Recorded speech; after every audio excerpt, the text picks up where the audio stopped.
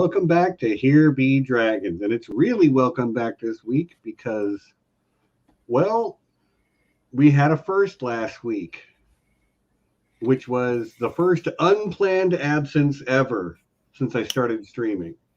We've had a couple of planned times I wasn't going to be here, but I was pretty sick all of last, not the week that just passed, but 2 weeks ago.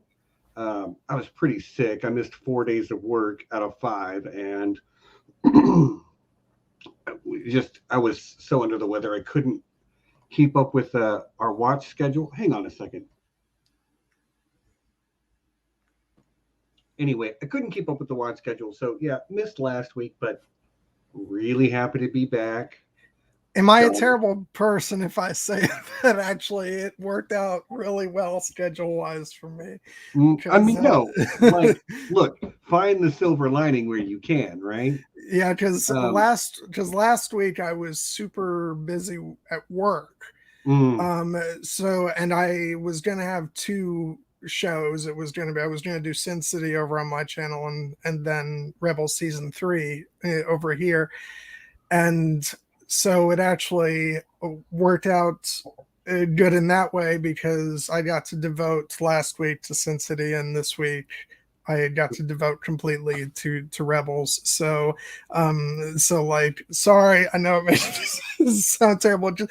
My first and foremost concern was for your health, Stephen. Well, I appreciate that, but no, I don't take it personal, man. Like I say, find the silver lining where you can. But yeah, we're here to talk some season 3 of Rebels, which I watched a little bit of like before I got sick, and then I didn't watch any for a week, and then I kind of parsed it out throughout the rest of this week. So I was able to watch a couple other things as well, and we'll talk about that maybe at the mid-roll stuff that might be coming up. But yeah, I'm going to say this off the top. Season 3 of Rebels is everything I wanted the show to be when I started watching. Excellent. This season was really a lot of fun. Like, I mean, we're going to jump around a little bit. I imagine we'll kind of go through it chronologically, but there is an episode where Chopper and AP5 are kind of the focus.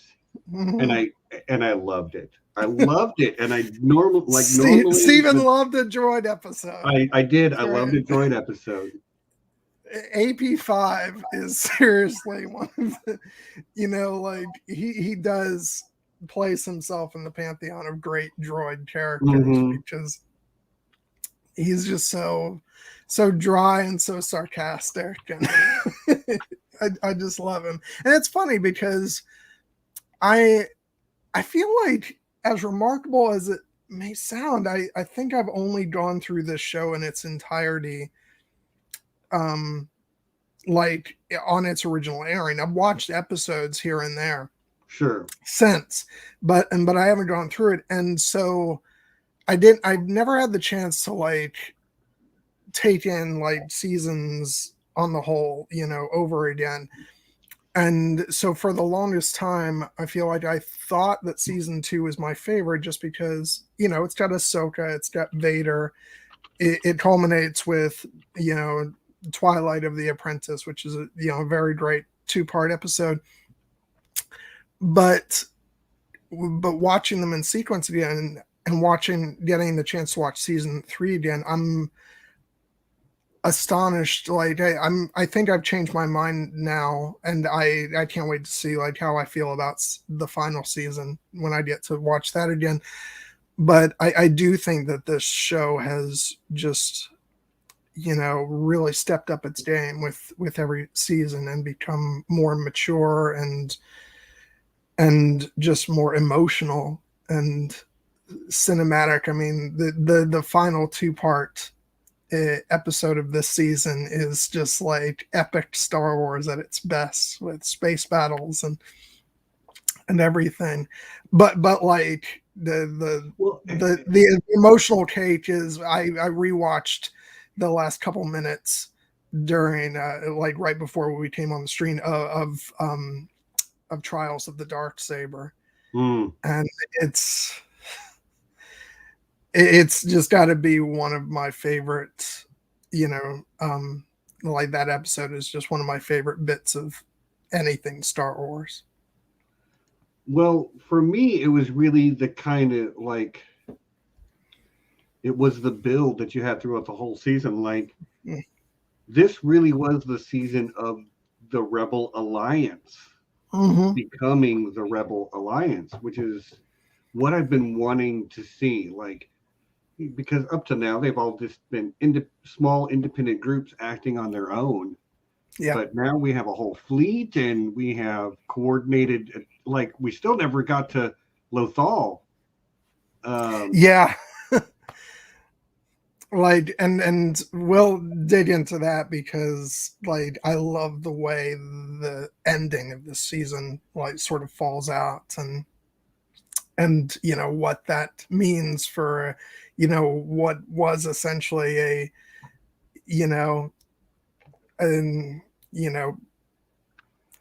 again, we can talk about, what audiences are, meant to take in these shows, but ostensibly a kids show airing on Disney XD. It's pretty heavy, when you consider that. And, but yeah. And especially, like, you're talking about the building of the Rebel Alliance. Like, this show originally aired in like 2017. So it was like the year right after Rogue One. And so it was so fascinating to see this show, like, build up to things that, the culmination of so much that's established, especially in this season, bore fruit in Rogue One. And it's just great to see characters like, Saw Gerrera, the old Saw that we know from, like, Forrest Whitaker. You see the seeds of who he will be in about 2 years from then. Yeah, and we also but he's see not quite there yet. Yeah, Mon Mothma, who was also voiced by the actress from Rogue One, Genevieve O'Reilly. So it's just great how so many, like, different. This was when I started to really get excited about what they were doing with the Lucasfilm Story Group and coordinating, these different pieces of Star Wars media. Right. Well, so when I started the show, I knew a couple of things, like I could point at some of the characters and say, I know that character's name. Just through Star Wars osmosis, I'm around it more than just the animated stuff. So yeah. I knew who Ahsoka was before I started Clone Wars. I didn't know Ahsoka, but I knew who she was. I know all these characters now. I just knew who, like, I knew who they were before, but now I really know them. And okay, I'm just going to start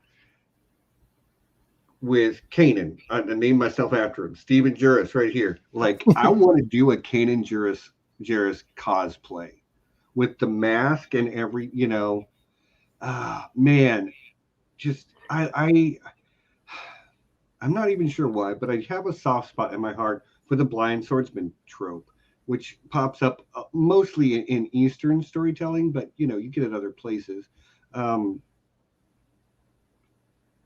And watching Kanan struggle with his new limitation, learning to overcome it, learning to still be a valuable member of the team, and he just looks so cool with the mask, and sometimes he takes the mask off, he's got the scar, and I want to do that cosplay, man. I want to do that cosplay. And he's got a ponytail and a beard, so like all I have to do is like dye it right. Yeah, no, I am here for that. I would love to see that, Stephen. I would too. And I love Kanan's development this season because he kind of has to, because of his limitations, there's a part of him that he has to leave aside, which is the sort of, there's still a little bit of it, but that is his sort of cowboy persona of, you know, in favor of something else, something more introspective. And I'm getting chills just the way you're describing it, because it is so delicious. I loved Kanan's arc this season. Just loved it. You really see him become maybe like a fully realized actual full-on Jedi, because he really wasn't trained fully to be a Jedi.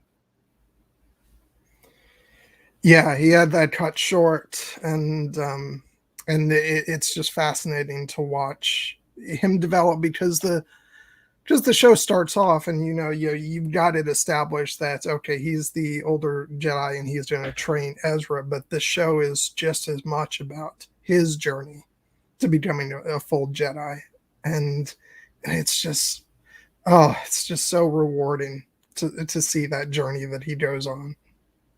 It's beautiful. It really is. And I think the word you used that hit me most was that his journey became something more introspective. It really was about developing his calm center, developing his connection with who he is without his eyes, to the world around him, to the relationships around him, because he did at first withdraw and didn't want to get in the way of people, but leave it to Hera to come say to Kanan, hey idiot, we need you, come over here. I mean, Hera is like the MVP of the show. But for him, it's because of that strong relationship they both have, and that she recognizes that his relationship with people, especially Ezra, but to a lesser degree with Zeb and Sabine as well, the whole team really did need him, because he was he's like a binding agent. He kind of keeps,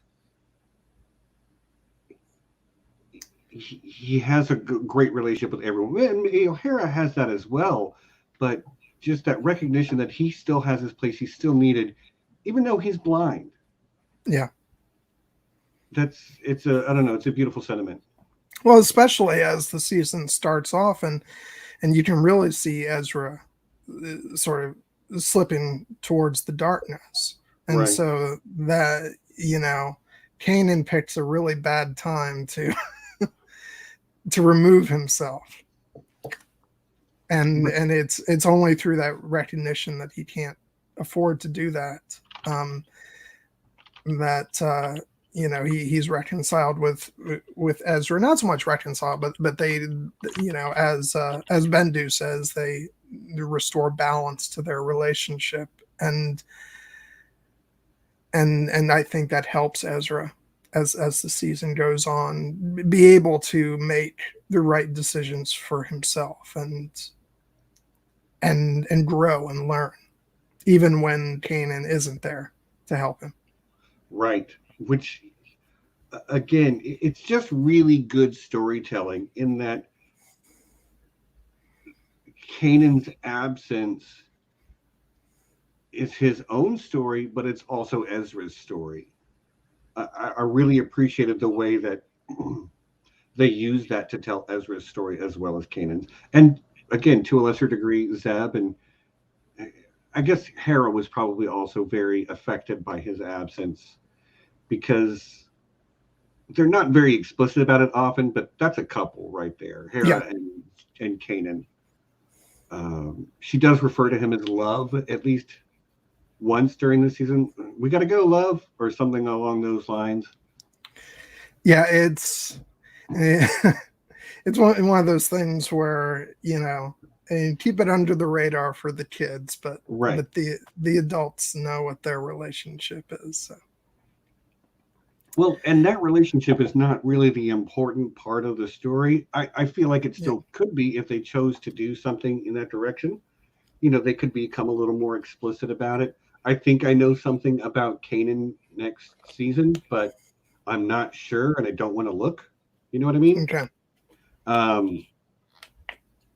We'll figure that out next season, but like I could see where developing a relationship there could heighten the tension of that thing that I might possibly know. But it's just such an awesome thing, and I've said it before. Star Wars is different things to different people.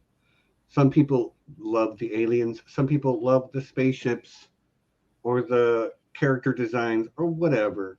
And all of those are legitimate things. And I love all those things. But for me, Star Wars is the Force. Star Wars is the Jedi. And Sith, and it's the Force, really. Why? And watching Kanan learn to use the Force in new and interesting ways because he can't see, it was fun, man. It was cool to watch new Force abilities in use. It's not something you see all the time in Star Wars. Sometimes, but and the Force itself is like our understanding of what the Force is expanded upon in this season, and it's actually one of my favorite things. And there's even a link, a storytelling link in that way that I appreciated when Last Jedi came out, when they had Luke talking about, the Force does not belong to the Jedi, and that's something that's talked about in this season too, with a character like Bendu, who is not, does not belong to the light or the dark, but as he says, he's the one in the middle. I'm the one in the middle. Yeah. And I just love that they got Tom Baker, to come in and voice that character. He's so great. But yeah, I mean, there's so many new elements to the season that I just, especially in retrospect, that I love because, obviously we get, as mentioned, Bendu, we get Grand Admiral Thrawn. Yes, obviously. And okay, it's been so long since I read the Thrawn books that I didn't really remember anything about the character other than like, oh, he's brilliant. Yeah. And I wanted to see how they were going to pull it off. And oh, it was like, it wasn't overwrought. He wasn't infallible, but you couldn't really fool him. Man, I love what this show did, which was season 1 was about establishing the core characters. So it wasn't really about having a super big overarching villain. You had our characters on Lothal, including Callus, and you had Tarkin come in a bit. And season 2, they brought in Vader, but that was very much aimed at the dynamic between Vader and Ahsoka and building up to that. Starting with season 3, essentially with the second half of the show, and it enters a new phase where you really do get the villain of the series, and that is Thrawn. And it's just so brilliant what they did with him. And I want to say, like, this is especially the season where I have to, tip my hat to Kevin Kiner, the composer, because his theme for Thrawn is so amazing. It's this really creepy, theme played on, like, it's organ music to give him that sort of operatic quality when he steps onto screen, and it's just, and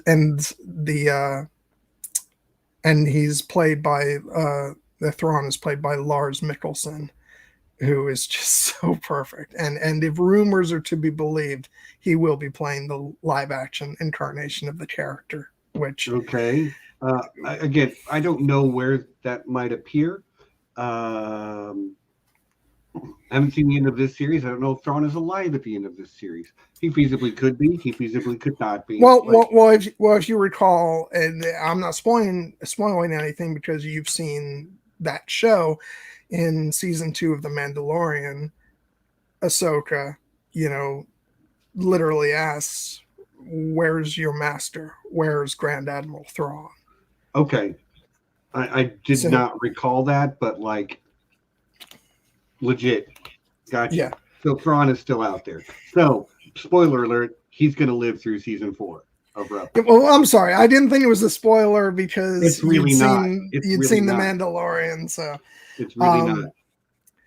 But, and honestly, like, if they were going to bring a character like Thrawn back into the canon, they're not going to dispatch him in animation and not leave room to do a live action iteration of the character, right? Because like fans of the character from way back when, I think would have felt slighted by that.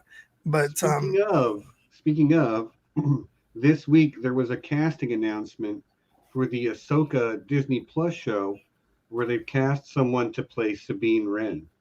Yeah, which there's a part of me that's like, I love Tia Sakar, and she's always going to be the voice of Sabine for me. And part of me wishes that the Ahsoka series was going to be animation.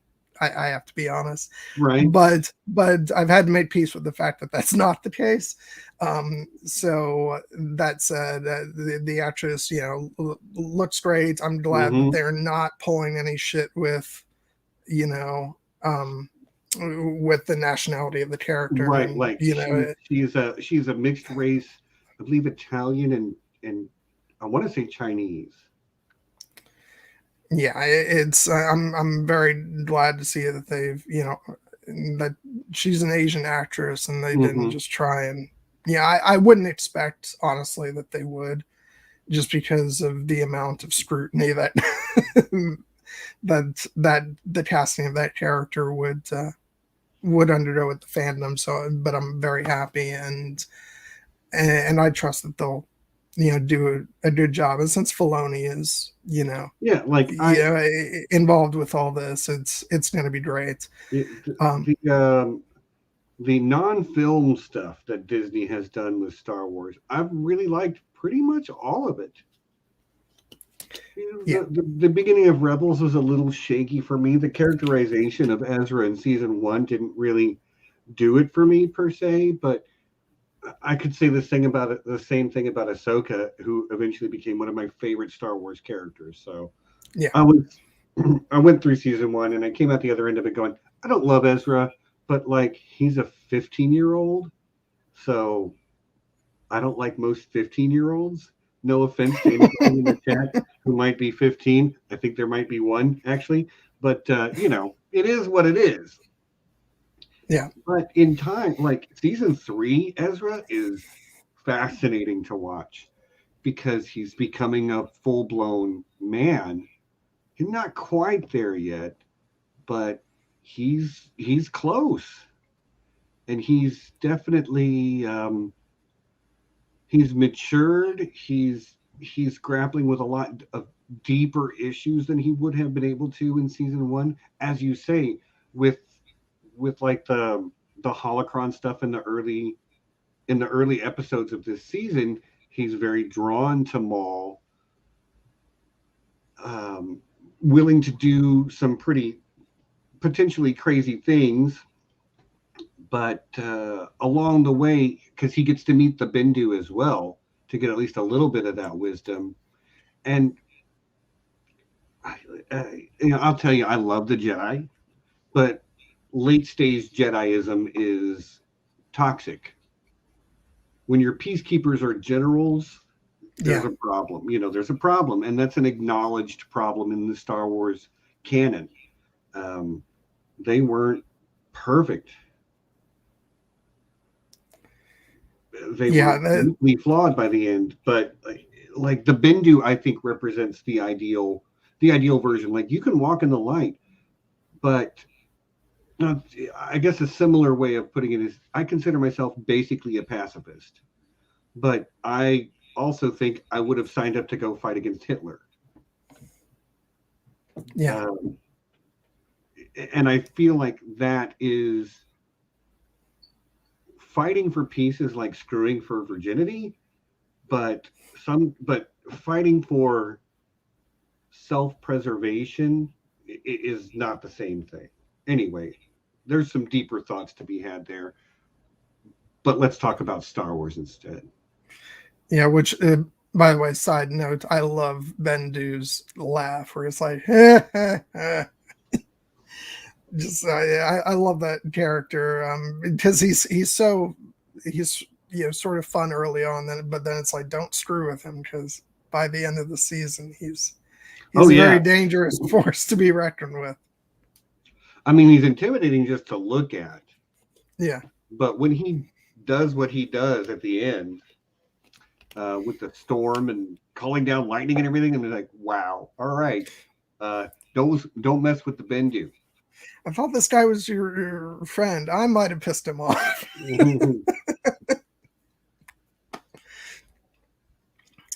But yeah. No, absolutely not. Yeah, I'd try it, but if I was any good at voice acting, I'd come up with a different voice for myself. No, your voice is fine. But yeah, so and I'm trying to, like I mentioned, Thrawn is a new addition this season, and we also get Governor Price, who actually was mentioned in season 1 of the show as the governor of Lethal, but she was off screen until season 3. And I love her character. Also, if anybody's read the new, well, it's not new anymore, but it was the new canon novel Thrawn. She actually, it's basically a split story about Thrawn and Governor Price, and so you get a good deal of like her story, basically what she was up to when she wasn't on screen for Rebels. But I love that that's how they're choosing to treat the, I guess you would call it Legends material now, is that they're kind of dipping in and going, we really like this. And they grab Thrawn, just whole cloth, this character out of the novels, and they put him in Rebels without any of the context of those novels, which is fine, but the character lands in the show basically as he was portrayed in those books, as being a brilliant strategist and tactician, an art lover who was very difficult to get one over on. This is outmaneuvering you. Yeah, just he's displaced from the timeline of the original Thrawn novels, but this is the character that we know from those books. And it's just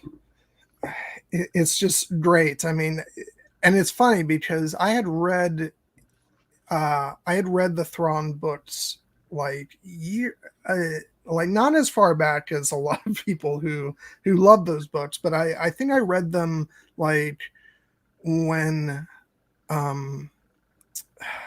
around the time that Disney bought Lucasfilm. Oh, so it hadn't been that long at all. Yeah, and it was sort of like, I think it was a bit of me kind of wanting to, because everybody was getting sort of upset about what Disney was going to do with, the original books and creating these new films and stuff. So I wanted to immerse myself in the old legends. And I really enjoyed the books, but I didn't necessarily get the fascination everybody had with Thrawn. I thought it was a good character, but I wasn't like, why is everybody so obsessed with him? Why does he hold this, exalted place in Star Wars mythos? And then he popped up in this show and I was like, oh, I get it. Yeah. So he's amazing. I was just looking because I know when I read at least the first two Thrawn books was in 1995 because I was in the Army and I was deployed to Kuwait, and there was books was literally all there was. Yeah. Couldn't watch TV or nothing, in the middle of the desert. But I read quite a few books when I was in Kuwait, and I know at least the first two. I can't remember if it was three. I don't know if the whole trilogy was out yet. But yeah, but I don't think I went back to them after that either. I don't tend to reread things a whole lot. Again, I don't tend to read a whole lot. Yeah, and that's another thing. Like, it was probably different for a lot of people. Thanks, Stephanie.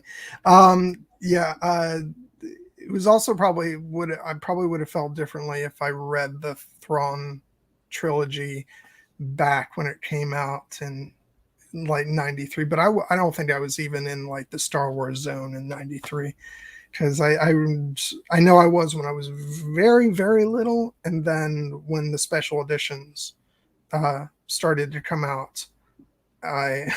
Good one, Danny.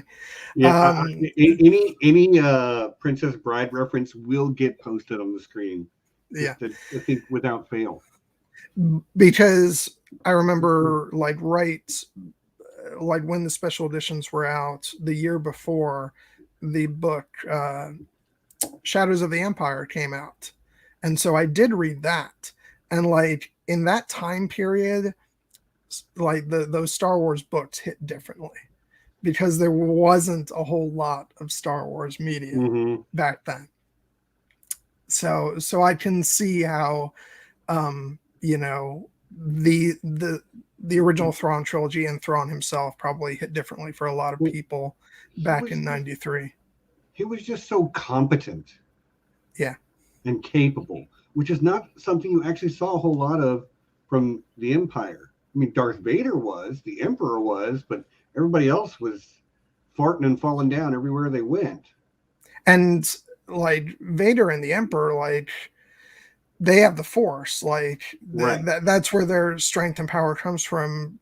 Thrawn is a brilliant military tactician, right? And he's able to outsmart just about everybody. And that's what's so great about this season is our heroes are always on the back pedal with him. And like Thrawn even is like, let them go. I've got, I've got what I want. And you almost get the feeling like, oh, he's letting them go because currently they're more useful to him by not being there. Yeah. Because they will lead him to what he really wants, or there's no reason to risk any of my forces. I have what I came for. A fantastic character. I really did enjoy getting back to Thrawn. Yeah. So I guess we can just kind of we've done it already to some degree, just talking about individual characters. Do you want to focus on Ezra for a minute? Yeah, sure. I think ending last season, there was obviously a lot of concern because it ends with him looking at the Sith holocron, and the beginning of the season picks up with that, where he's learning things from it. And, you got that bit where Sabine says, when did Kanan teach you that? He's like, he didn't. And right. And it's very concerning to see him going down that path. And then as their relationship gets, healed a bit after the fallout of what happened last season, there's some hope that, Ezra's sort of coming out of that, but I wouldn't necessarily, as an audience, let her guard down about his temptations to the dark side. I'm not. Ezra is walking that line. Yeah. And as I said, I think there's a thing I know about Kanan next season. I don't know. I'm not going to say it. I'm not going to look. But the closest relationship that Ezra has is the one he has with Kanan. So anything that if affects or impacts Kanan is going to affect and impact Ezra by extension. And if it's bad, it could go badly for Ezra. I guess that's the way I'm trying to say it. Yeah, and one of the things that constantly imbalances Ezra this season is his bond, shall we call it, with Maul.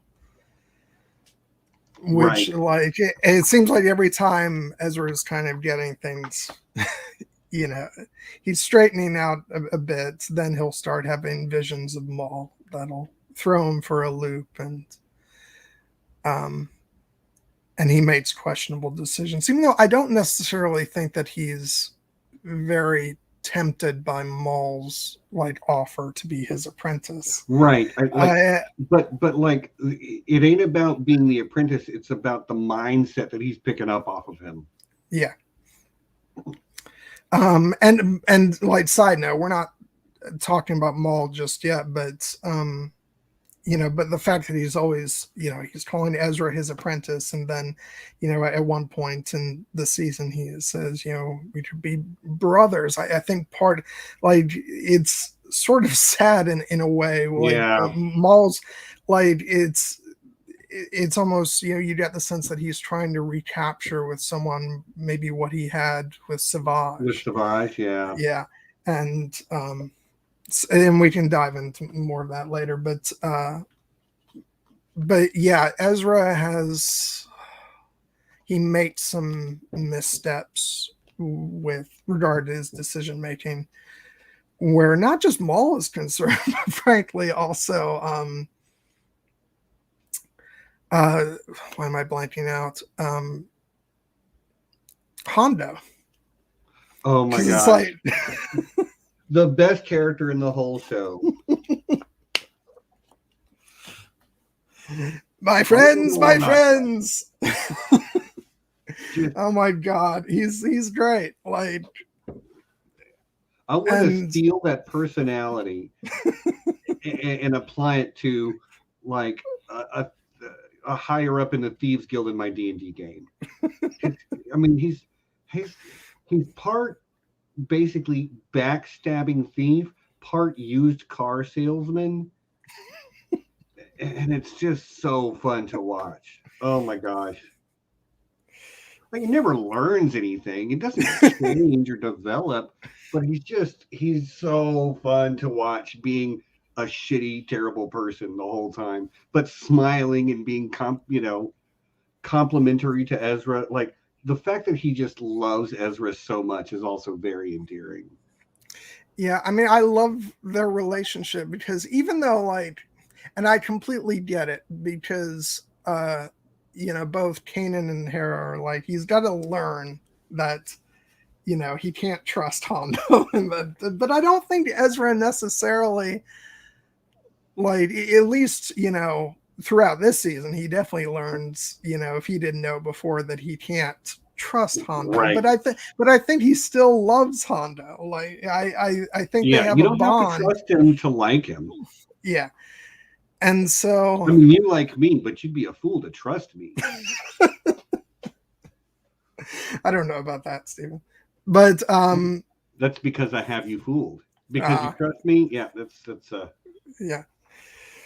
But yeah, no, and I love the journey Hondo's made as a character, where he's just like, you know, he was legitimately like devious in Clone Wars, to where he, you know, he was quite a dangerous, you know, character as, you know, a pirate, you know, with a actual crew, and he had, like, you know, he'd like to say he had an empire, and he's still a dangerous character, but he's mellowed to the point where now he's just sort of like the untrustworthy uncle, and right. And he's just so much fun to watch. Right. Yeah, he is.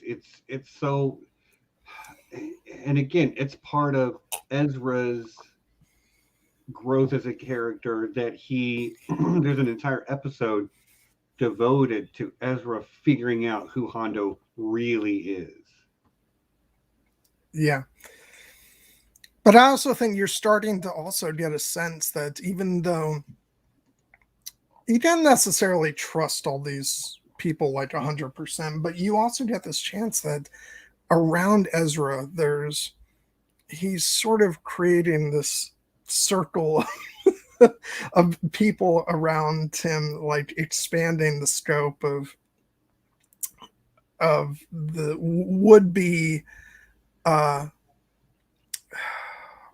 what's the word I'm looking for? I don't know. Sorry. Like not to, no pun intended, but sort of an alliance of characters around specifically him, where he's establishing these relationships that aren't just like part of the Ghost crew, but with these other, characters around him. And I think Hondo is one of those, and just it's interesting to see how that develops as the show goes on. And I think you'll see the results of that definitely in season 4. But yeah, so I love the relationship that he has with Hondo, and it's just a joy, even if there can't be complete trust there. It's just right. It's one of the more endearing things on the show, I think. Yeah, I mean, like, that type of character could come across as almost too comical or too clownish or whatever, but I think they've just nailed they've hit the line perfectly, where it doesn't read as I don't roll my eyes at Hondo. I'm like, oh boy, here we go. And because he's going to be getting into crap everywhere he goes.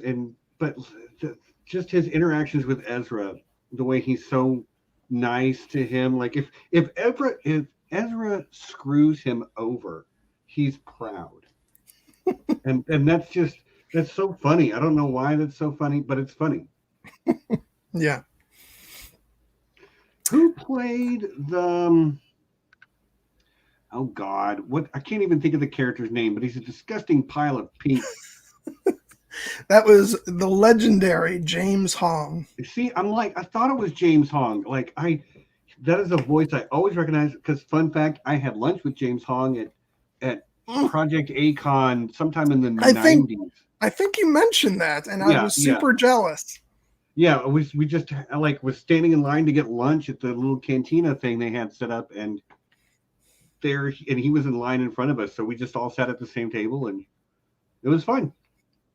Yeah, God. I thought it was he's got an eminently recognizable voice, but I'm also over here trying to find him in the list of characters, and I can't find him. But but as you say, James Hong. What's that character's name? Something like As Morgan. Yes, As Morgan. I think that's right. It's just so funny. It's like you get James Hong to play this character of all characters. He's such a disgusting, loathsome guy who tries to say that he still owns Hera. Yeah, I know. Dude, watch it. But it was a fun episode. But again, that episode, as much fun as we have with those characters, it really is about Ezra, and it's a major turning point for him, where he kind of lets go of some of that back and forth that he used to enjoy with Hondo. Hondo moves one circle away from the center, one level away from the center of Ezra's circle there.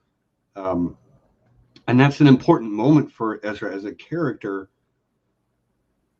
because I think a lot of the reason he liked Hondo so much was because of the way Hondo was always like, "Oh, Ezra, my boy," he's always so effusive and boisterous about his love for Ezra, in the moment. That I don't know if fooled Ezra is the right way to put it, but it did. He was willing to say, "Oh, he's an okay guy, and it always works out for us in the end." And everybody else around him, the rest of the Ghost crew, is saying, "You just can't, we can't trust him." And they're just like, but sometimes maybe we can, But by the end of that episode, he does not trust Hondo anymore. He's not willing to look the other way, so to speak. There's more I want to say on that, but I want to hold that for next season's discussion, because Matthew said this earlier. He really wants to know what I think I know about season 4. Let's not go there. Yeah, it's spoilery, and I haven't watched it. Again, I can speculate. I'll just say that I think something bad happens to Kanan. Something bad has already happened to Kanan, but I think something bad is going to happen to Kanan. I think I know that, but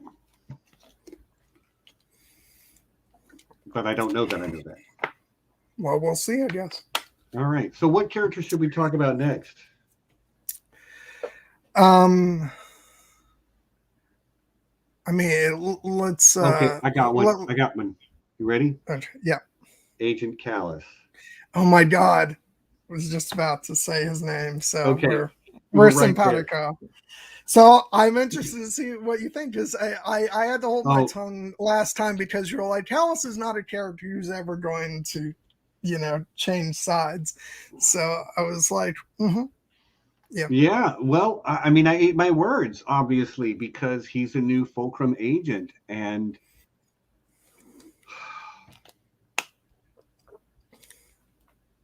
that voice actor is so good. Yes. Let me try and pronounce his name again. David Oyelowo. Yeah, I'll leave that in your hands. I really apologize to that actor because I hate to that's why I've avoided it this time. It's not an easy name for Americans to just pronounce. It's got some sounds in there we're not used to making. But hats off. He is, for my money, the best voice actor in the series, or at least recurring character, because he's got a lot to do. Now, they're all fine voice actors. They're all good at what they do, obviously, but there's something about the gravitas to the quieter moments of that character that just floor me every time. I love me some Agent Callus. And it was so interesting to watch the interplay of him with the Ghost crew as he's their inside man that they don't trust. And they really play the audience quite well, because they build up the reveal in small bits, and when it starts off, you think that he's just repaying the debt that he owes to Zeb from last season. It starts off with him just letting Sabine go, and and he says, tell Zeb we're even, and so you're like, okay, so he's just doing that, but he's still going to be an adversary throughout, and then slowly it's revealed that he is the new Fulcrum, and he just it starts off, it just starts off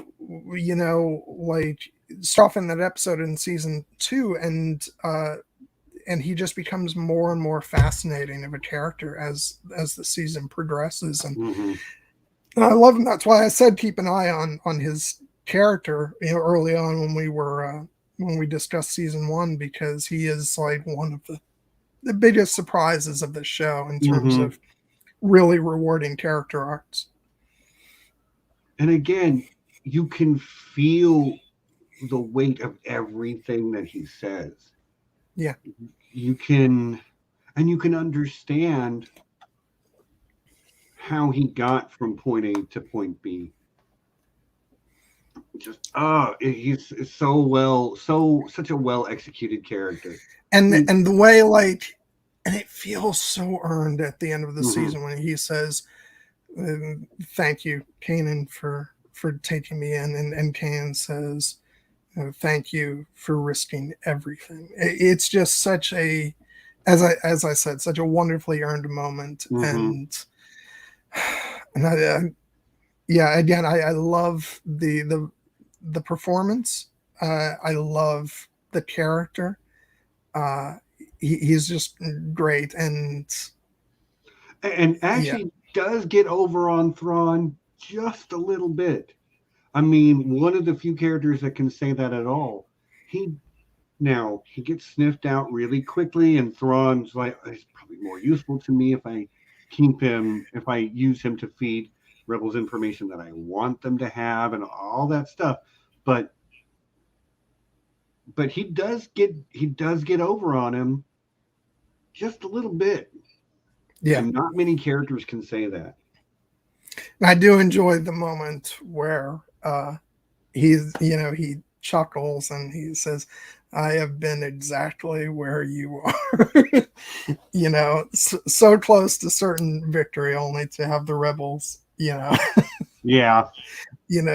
take it away from you. And he's not completely right, because the end of the season is predominantly a victory for Thrawn, because he's foiled the plans for for the liberation of Lothal, basically, and or at least the attack on the facilities on Lothal. But the rebels do manage to escape, so it's some small measure of not victory, but that's really all they can say, is they managed to escape, most of them. Yeah. The carrier did not make it, and he deserves to have his name said. I'm not sure of his rank, but I think Commander Sato. Commander Sato, yes.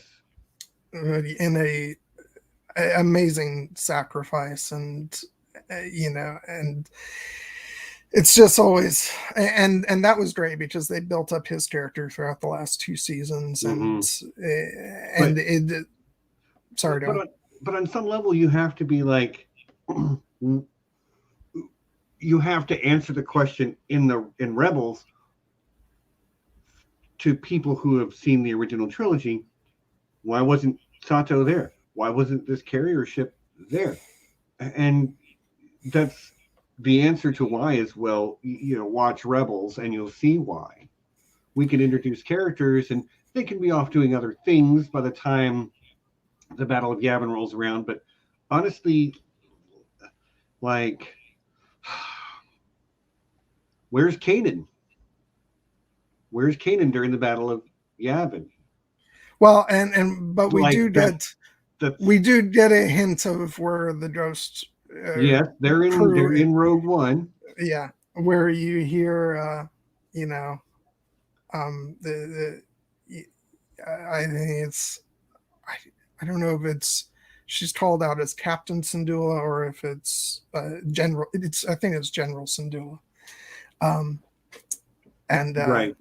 And you even see Chopper in the background. Okay, nice. of Rogue One, which it's actually funny, because I believe you actually see the ghost in Rogue One. Yeah, as well. Yeah, you do. It's funny, because I was rewatching some of the. It was called Rebels Recon, which was an online sort of behind the scenes look at each episode that they ran when the show was originally on the air. And there's all these little segments with a live action Chopper going around like Lucasfilm, and these comedic little beats. And the whole thing with season 3 was that he had just come back from the UK from filming Rogue One, and he's got a real big chip on his shoulder as a result.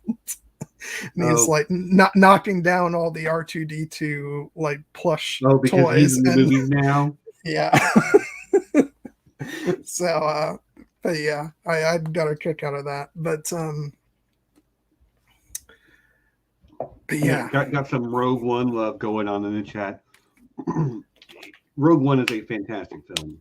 Yeah, it's heartbreaking. It ain't perfect. There's a couple of things about it that I'm just like, but and actually, like that's part of the reason. It's part of the reason why I'm so looking forward to the Cassian Andor show, because I feel like we're gonna get, like, my chief issue with Rogue One. First of all, it has nothing to do with the last third of the film, which I think is some of the best Star Wars we've ever had. Mm-hmm. But I do think it lacks a bit of fleshing out of characters and getting us to really care for them to the degree that I wish we did. And I feel like, at least for the character of Cassian and maybe some of the other characters in his circle, we're going to get that filled in with his show. And so I'm looking forward to see how that impacts the Rogue One, as well as what connections there might be to Star Wars Rebels, given the connections in this show that we see to Rogue One. Right. So yeah, I guess this excuse me, this season came out right after Rogue One, or concurrently? Yeah. It was I think it was in production at the same time, but it came out after Rogue One. Right. Because it's a long time. Because actually the reason Saw looks the way he does in this season is after Forrest Whitaker.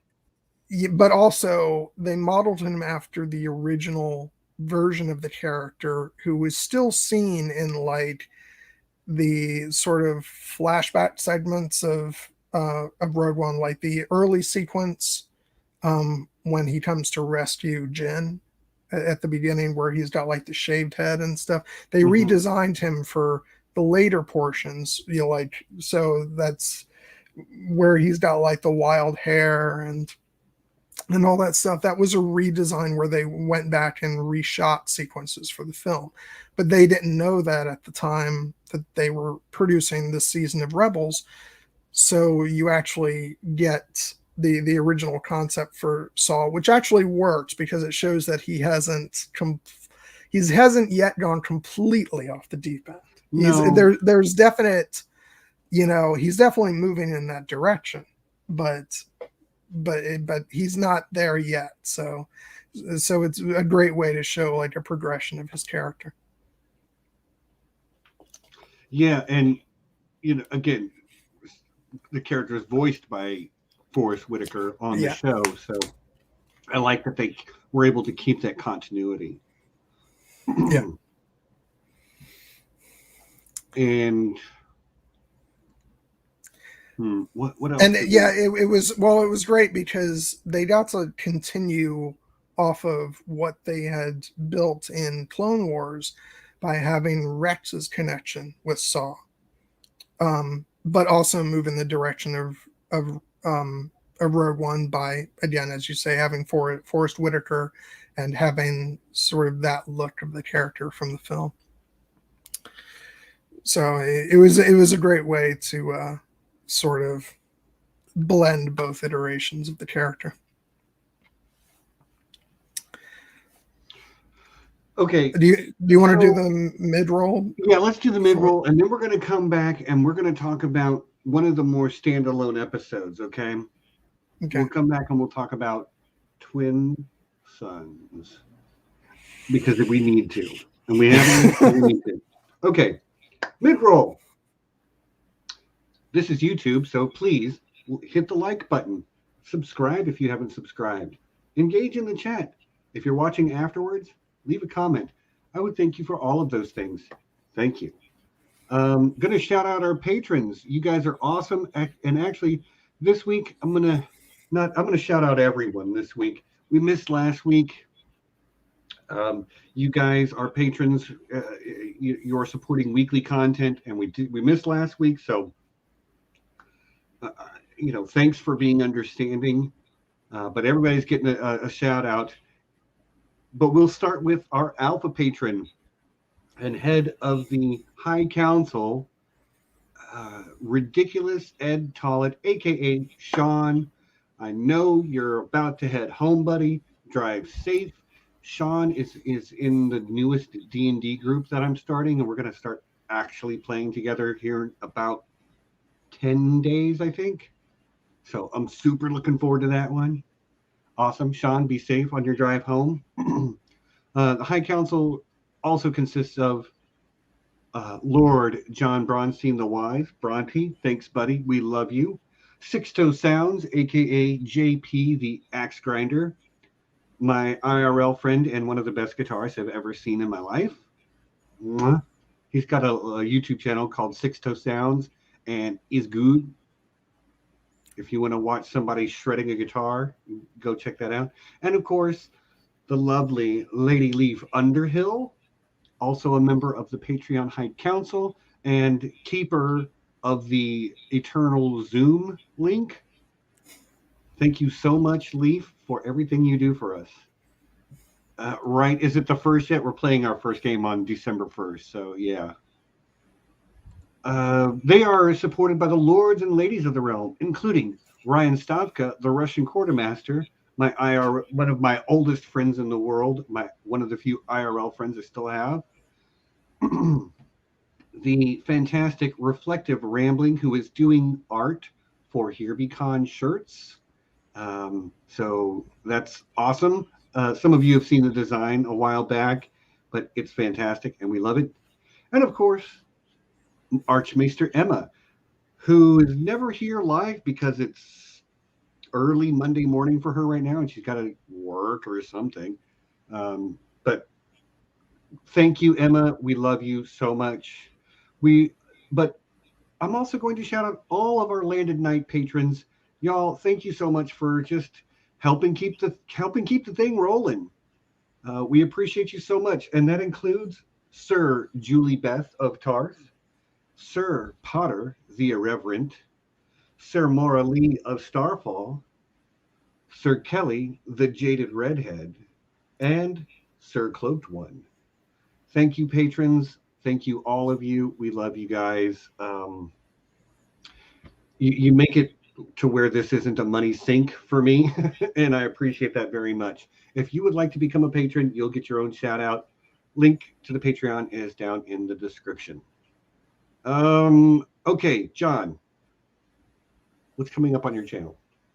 Okay, so if you guys missed it last week, I had Kelly on and we had a Jessica Alba, Rosario Dawson Thirst stream. I mean, a stream on Sin City. I was there for it. It was awesome. I was there in the chat. It was great.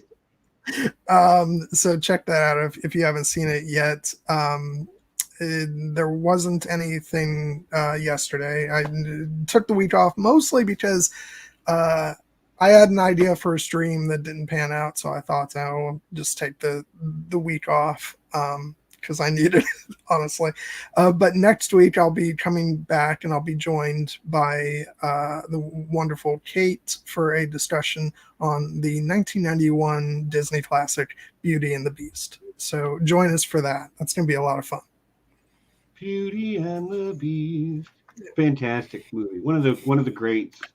I'll be there in the chat for that one, probably.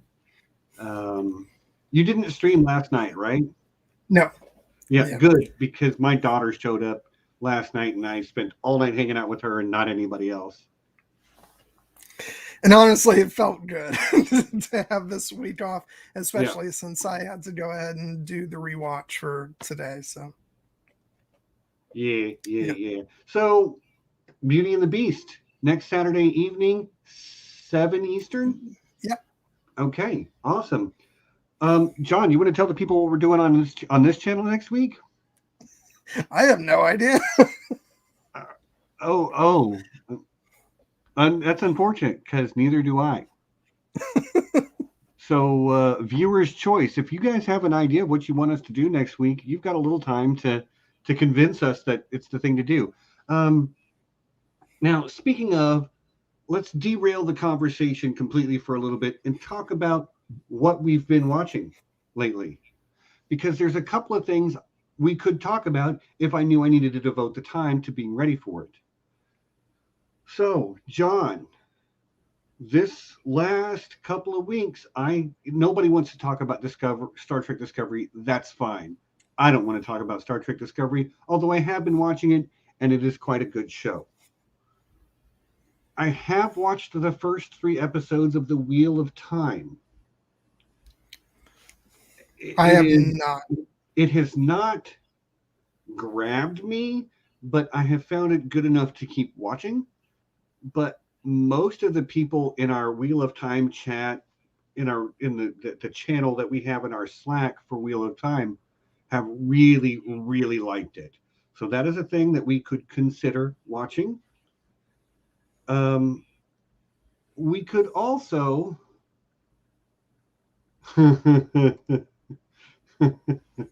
we're doing 2 retro reviews in December, so I'm not sure I want to do too many of those. But there's no spoilers. I will not spoil anything.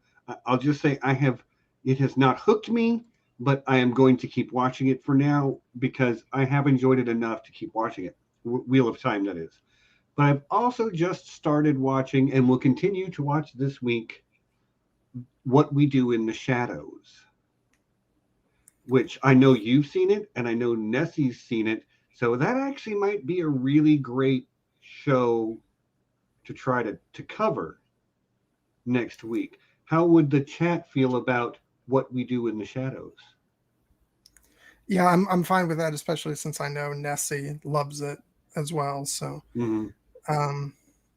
because as far as what I've been watching, it's like I'm pretty sure neither of you have watched this, so it wouldn't be something that I'd necessarily be harping on to do on the channel. But I would like to recommend to everybody Apple TV's Foundation, which just wrapped up its first season, which I actually really, really enjoyed. So I have paid subscriptions to, let's see, YouTube, Prime, Netflix, Disney Plus, HBO Max, Hulu, and Paramount Plus.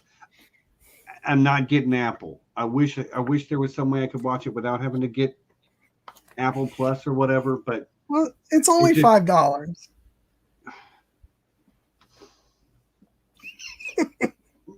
If I'm truly wait till they have a couple of things I want to watch, then maybe, Well, yeah, and the timing worked out good for me because I wanted to watch the new season of Dickinson, which is on right now. So, and I had to catch up on season 2 actually. So it just worked out that I wanted to do that, and at the same time, Foundation was coming out. So I was like, I'll kill 2 birds with 1 stone, and so Foundation is wrapped up, and as soon as Dickinson is done, I'm going to probably cancel my subscription. Yeah. But yeah, no. I was really looking forward to Foundation, and it's and I guess because there's a lot that's according to what I've read is very different from the source material. So I take it that there's probably some Asimov fans who maybe aren't that thrilled with the show, but being not familiar with the books myself, I find the show utterly fascinating. So. Well, okay, I'm going to post a question in the chat, and people can. But as I said, I'm on board with What We Do in the Shadows. If that's something, because I like I said, I already know that Nessie loves it, and I love it, and if you've started to watch it, then yeah. So there it is.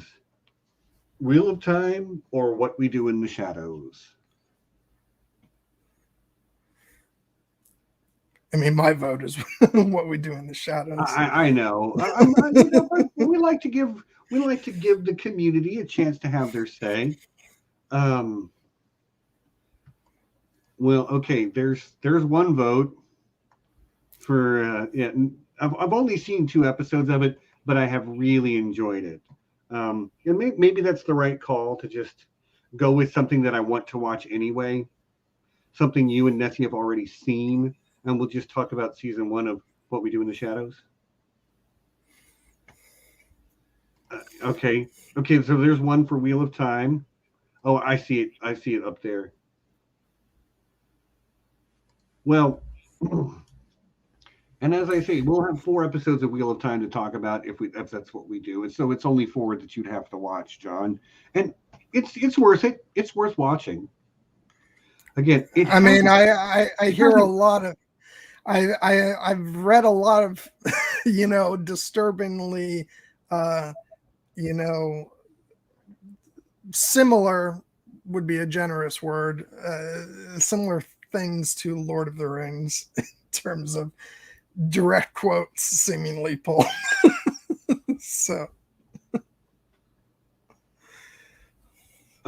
see, Stephanie says Wheel of Time. Peter Griffin says Wheel of Time. Here's the thing. Like, it has not grabbed me, but if you go look at the Wheel of Time channel on and I'm very happy that fans of those books seem to be happy. It's some of these people don't know the books at all. But most people seem to really like it. I feel like I was the only one who was like, whatever. I mean, I feel like we should get the input of Nessie on this. You're right. We should. We'll throw it to Nessie. The people really want Wheel of Time, but if we can't, what we do in the shadows would be a little bit easier for John and Nessie because you wouldn't have to necessarily do anything. I just have to finish watching season 1.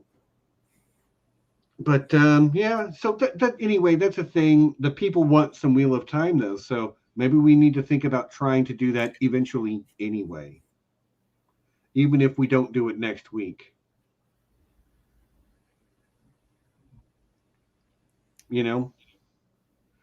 Now here, big surprise, Cassie is trying to be like conciliatory in her vote. Oh, but yeah, you cannot like Wheel of Time because Aaron loved it. Well, there you go. Which is accurate. Anyway, so it'll probably be one of those 2 shows. We'll talk about either Wheel of Time or What We Do in the Shadows. Do a discussion poll on the YouTubes this week. Yeah, I actually could post a community post on YouTube and see what people say. But it's going to be down to what John and Nessie want to do, because I would be fine with either one. I'm going to watch Wheel of Time and What We Do in the Shadows anyway. I mean, I just feel like a Wheel of Time discussion would probably be mostly me saying how it's ripping off Lord of the Rings, and if we did What We Do in the Shadows, I'll just have a gloriously fun time, the whole discussion laughing and quoting, and so that sounds more appealing to me. But Matthew said he thinks that Wheel of Time would be better to talk about after the season's ended. And that might be accurate, but that also is going to be we already have December completely booked out. I know what we're doing every weekend in December. So we'll get there. So maybe it's early to mid-January we can. So, but that seems even more of a reason to maybe not do it, because if you're worried about the schedule being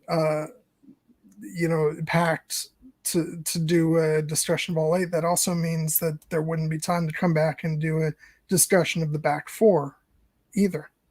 We just talk about all 8 at once. We just talk about season 1. I know, but you just said there won't be time. And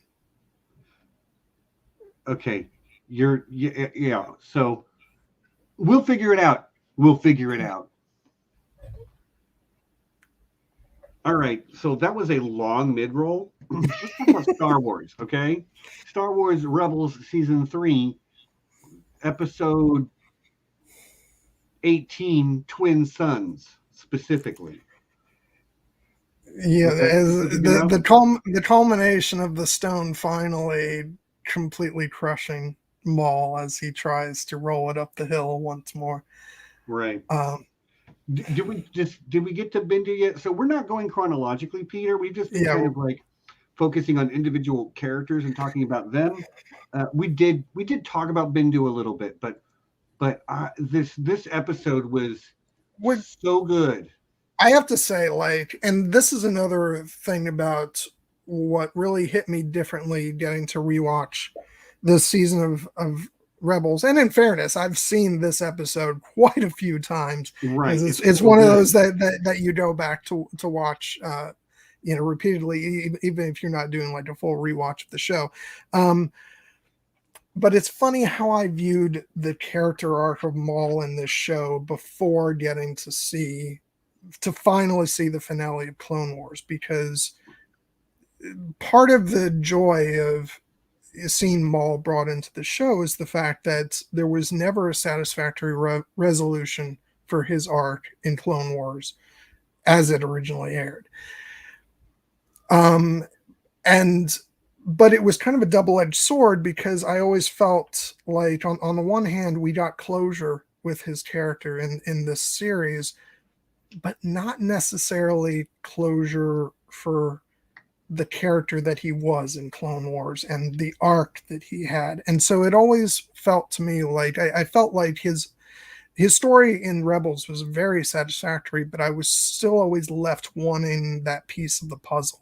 Mm-hmm. And so once we finally got that for Clone Wars, it's made me view his arc in a very different way in going through, because he's like, we've seen him go through all these huge machinations of trying to achieve power and on a grand scale. And what his arc in this show ultimately really comes down to is that he's gone through this. He's gone through that multiple times. He even tries it again in a chapter that we haven't completely seen, as he rises with Crimson Dawn, and as we see in Solo, and maybe we'll get in a animated series that's been rumored. But his arc in this show becomes very much about he's failed at pretty much everything, and it all gets traced back to, in his view, Kenobi, who took everything from him as he sees it. And so all he's got left is his revenge, and this sense of like, this is the guy who started my downward spiral, and I'm going to. Right. And the fact that he learns that he's alive, he's so happy, because he's like, because he gets to kill him. I can do this. And so that's what all sets the stage for this episode. And it's such a, and you already did the quote. Everybody loves his, his scream of Kenobi. And but maybe the most satisfying part of that whole episode is the 2.5-second lightsaber battle between them. I wondered how you'd feel about that. No, it was beautiful. It was just over. Kenobi was just like, no, it was never even close. Did you pick up on the mind game that he plays with Maul?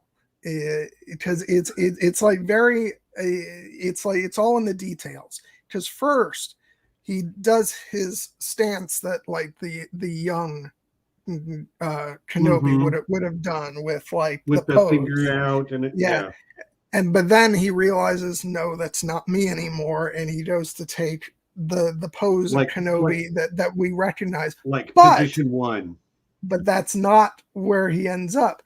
He makes one more move like this to take Qui-Gon's stance, thus setting Maul up to try the exact same shit he pulled with Qui-Gon, but Obi-Wan knows better, and so he basically sets him up for a trap right there, and that's how he gets him. But it's so brilliant, because it's Maul is still holding on to that rage, you know, Yeah. that he's had all these years, whereas Obi-Wan is a character who has grown and matured and he's learned from the past, and he's just in a different place. I couldn't tell you the exact quote, but even in that moment of death, there's this Maul is like, you can still get revenge for both of us. And it's almost this hopeful passing of the torch to Obi-Wan in a way, which I loved it. I loved it, John. It was such a sad, pointless death for Maul, but that's all that he could hope, that's all that there was left for him at that point. And the fact that Obi-Wan didn't draw it out, didn't make it more painful than it needed to be, and was literally holding him in his dying moments in a almost like brotherly, loving, caring kind of way.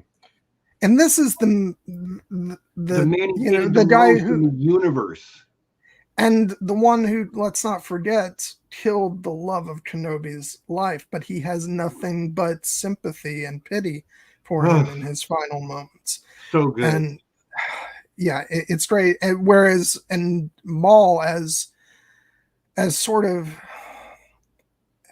it's sad and it's pitiful, but it also shows that Maul is still sort of who he's been, in the fact that in his last moments he's talking about being avenged, and that's the way he sees things, which are it was never going to change.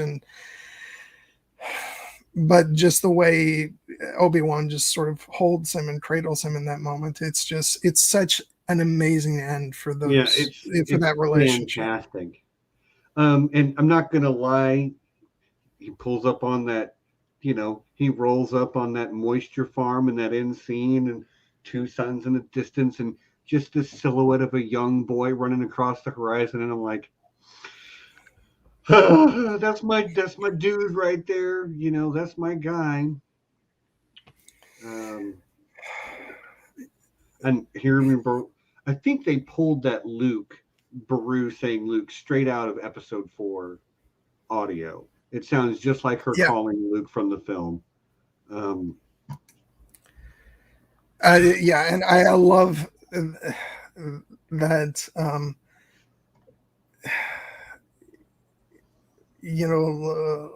Look at yourself and things. Look what I have risen above, and the way Maul just then slashes at the fire, and it's like, and what do you have? It's just the characterization. And I do want to mention the voice actor Stephen Stanton, who actually did the voice of Obi-Wan in this episode, who really captured the Alec Guinness quality of Obi-Wan, and yet still carrying forward the weight of their story from Clone Wars.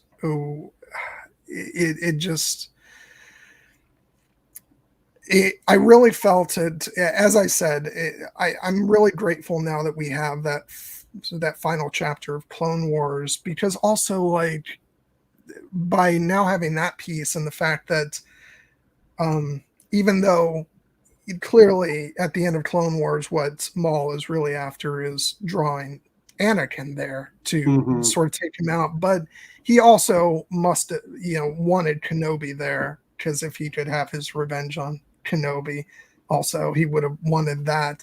And so Kenobi has always been this target that he's after, and you just get the sense that he's viewing this as a great culmination. He's ready for this all-out epic battle, and Obi-Wan is just, he's again, the pity that he sort of has, the sympathy and pity that he has for Maul in those moments is just like, you don't realize what's about to happen here.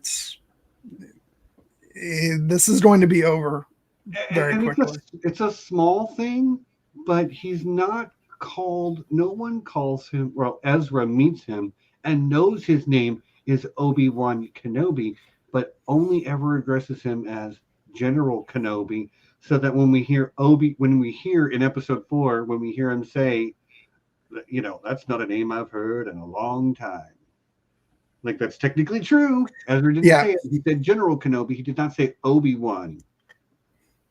Yeah, I hadn't been thinking about that, but you're absolutely right. So good job picking up on that. Because not that continuity has ever stood in the way of a good Star Wars story. Sure, but when you can do those little things, I appreciate it. I do. Yeah, it's not critical. If he'd have called him Obi-Wan, I would have been all right, fine. But he didn't. And yeah, but that is a great part detail. Of my actually little nerd-loving heart went. Yeah, I agree. It's good that they did that. And I like the fact that the conversation with Ezra is actually, it's rather quick, and there's no Ezra doesn't get some great sort of resolution to Maul. It's sort of like it's Obi-Wan just sort of sets him straight. He's like, Maul misled you. He was using you to his own, and you need to go back and be on your path and leave Maul to me. And and it's just really great to see that Ezra just kind of acknowledges that and takes him up on that and heads home, and and he's learned that lesson, and yeah, it's just those they're not the actual final minutes of the episode, but just that whole bit with Maul and Obi-Wan, all the dialogue and the sort of choreography of the scene is just so perfect that I could watch it over and over. It's fantastic, and it is the culmination of so much. That it feels okay that this show has kind of taken the moment to address this, even though it's not like that moment is not strictly it's not a story about our rebels, but it feels earned nonetheless. Yeah. I'm going to address this question from Miss Man Jones real quick. Just he's wondering what would happen if Maul had ended up killing Vader in their face-off. Would Palpatine bring him back into the fold, or just pick a new apprentice? I'm not the best at this kind of speculation. It's usually not the thing I do. But given that there's always two, there are, but Palpatine ain't going backwards. I think the correct answer is he would find somebody to be a new apprentice. And I think that Maul was simply too much of a wild card.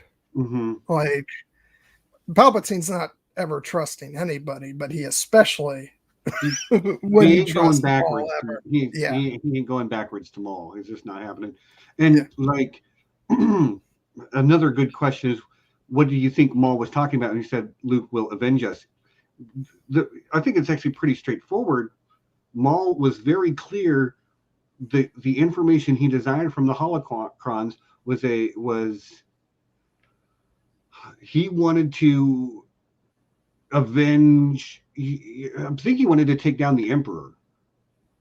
Yeah, I think he wants to take down the people who is essential. Well, the Emperor abandoned him in his mind, and Obi-Wan was responsible for taking him off his destiny, as it were, as Palpatine's apprentice. So I think he views both of them honestly as the ones who have done him wrong. So he wants.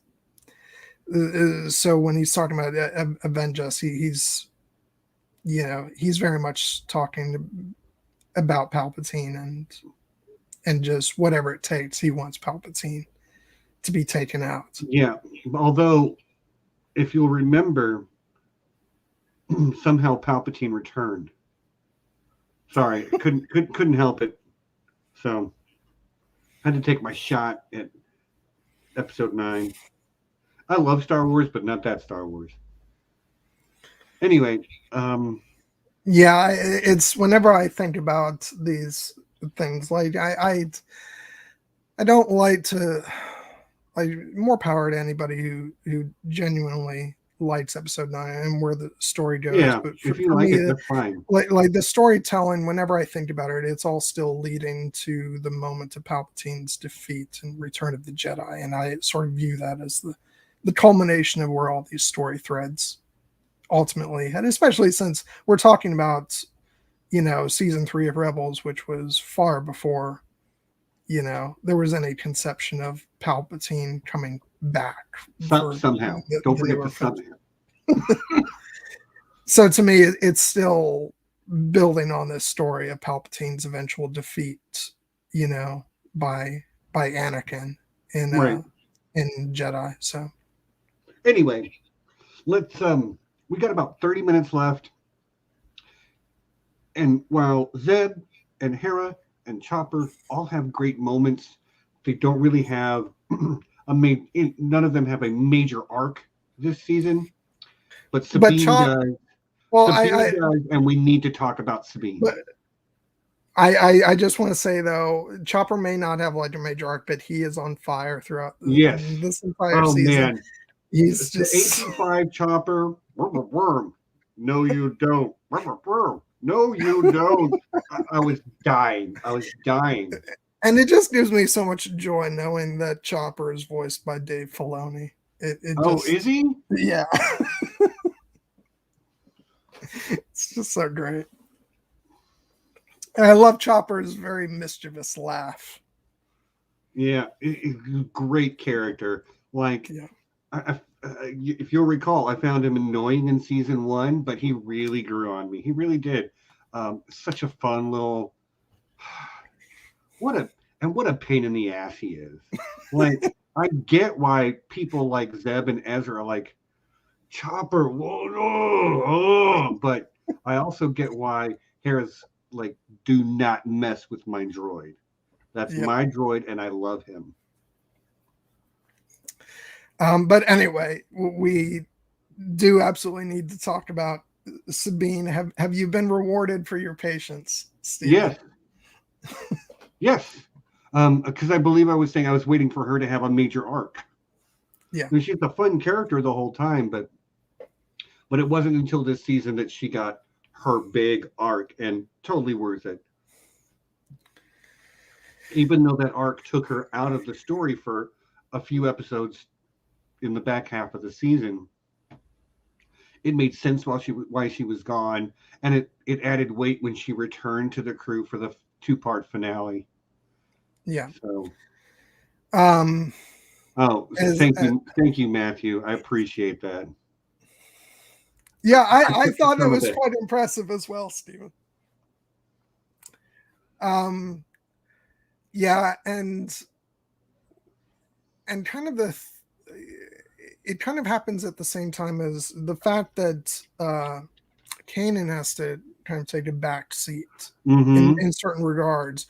So it gives room for both Ezra and Sabine to kind of step up, and you see, like, it's the younger generation rising up and growing and taking on more prominence, and you see Sabine really come into her own throughout the season. There's an episode early on with the Imperial Commandos, with her and Ezra, where she has her jetpack for a little bit, and then unfortunately it gets taken out. It's like, oh damn. But which, by the way, also I do want to mention those episodes, that one, and then the later one when she returns to Mandalore, has a character named why can't I remember his name now? Kiddo. Gar Saxon. Gar Saxon, yeah. Who actually was the sort of like official Imperial leader. Who was actually in the finale of Clone Wars. He was the guy with the Maul-inspired Mandalorian helmet. So, you know, he's found his way back into power after all these years. And, but yeah, I mean, it's just beating around the bush until we talk about Trials of the Darksaber, which for me is just one of the best episodes of this series and honestly of Star Wars as a whole. It's because it's an episode that doesn't really have any B plot. It's all about Sabine and her training to use the Darksaber, which she finds that's true, but there is a B plot. But the B plot is focused on Kanan and the way he's viewing Sabine and the way he's choosing to engage with training her. That's fair, but it's still all contained in. Yeah, it's all about. It really is all about Sabine. Yeah, and she finds the Darksaber earlier in the season, you know, because it was in Maul's possession. Which, by the way, we didn't mention. We did get to see Dathomir again, and the return of the spirits of the Night Sisters and stuff. But anyway, so by the way, creepy AF. Yeah. And so she gets the Darksaber then, and we get this really cool backstory of the Darksaber in this episode. Where, you know, we get a courtesy of the great Kevin McKidd, who plays Fen Rao. And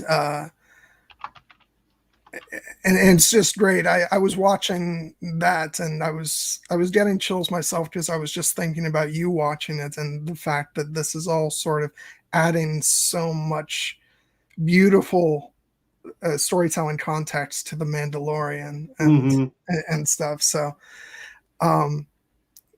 but yeah, like again, like the final minutes of this episode though, when Kevin Kiner gets to unleash, you know, Sabine's theme, and when Tia Sakar unleashes, you know, such a phenomenal performance as, you know, as she breaks down and she finally lets out, you know, this burden and everything about her past, and it's just, it's so emotionally stirring, and I just love every second of it. I rewatched that sequence right before we came back on just to place myself in that headset, and it's so great. Yeah, I did not have time to do that sort of thing. I played D&D earlier today. Play D&D every Sunday. Big surprise, but again, I said it at the top of our discussion, and I'm going to reiterate it here. This season was everything I wanted Rebels to be. When I started watching this show, I wanted to see the formation of the Rebel Alliance. How did that happen? And of course, you've got to start small and it's got to grow. But this season really did see it grow. And this is a pivotal moment. Like, I don't know that we really see Mandalorians fighting alongside the Rebel Alliance, but you can feel like they were out there doing their thing when the rebels, headed by General Dodonna and Mon Mothma and all of them, were over here doing their thing separately. And yeah. I really appreciate that Sabine's personal story is also the story of growing and building the rebellion. As is everyone's in this show, really, but excuse me. Well, it's so satisfying to see, you know, what felt like just the show was very much centered on just this small group of characters starting in the beginning, and it's so satisfying to see that grow over the course of the show to expand out to the full Rebel Alliance that we know, and to see how these characters were instrumental in that, and the building blocks that ultimately culminate in to make the show worthy of the title Star Wars Rebels. You know, where it's not just a story of, you know, a small band of rebels. It becomes the story of the Rebel Alliance. Mm-hmm. And that's what I wanted. That's what I wanted to see. And it can be a lot of things besides that as well. And it is a lot of things besides that. But if you're going to name a show Star Wars Rebels and you start it in the year 4 BBY, and you're going to run it basically up till Rogue One kicks off. I don't know where the show actually ends, but somewhere, like, I was reading the list of episodes. Episode 0 Hour Part 2, the true finale of the season is. There's a note that says this is the last episode to take place in 2 BBY. So we're like 1 year before the Death Star assault, which we all know is coming, but something that happened in the early season that I kind of forgot about till just now was the return to Geonosis and what's going on there, because that never really fully panned out. We never got answers as to why the Empire was there, although I think the smart money is on Death Star shenanigans of some kind. Well, they keep toying with you in terms of what is the symbol that Click Clack is drawing. And right. And we know, you know, like even if he is talking about like his egg and stuff, like to us it means the Death Star, like that's it's obviously what is meant to draw the audience towards. And yeah, the fact that, and it's all building up to, like, you know, Saw's sort of character arc in Rogue One, which is, you know, he's the one that's kind of been after trying to figure out what the Empire was building. And okay, so, we've got about 15 minutes left. What else should we discuss? What else about this season do we want to talk about?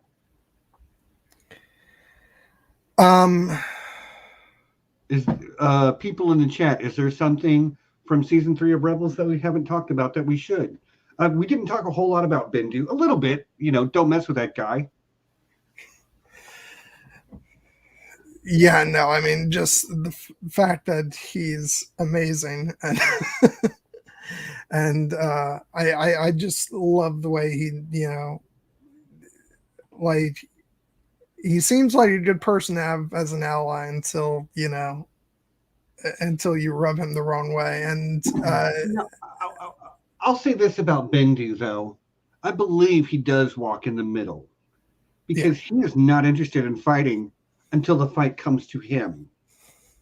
And even then, it seems like his interest is getting them to leave him alone.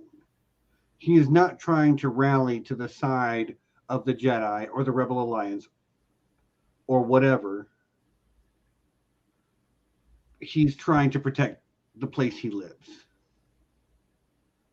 And to me, that really tracks as someone who is, he's the one in the middle.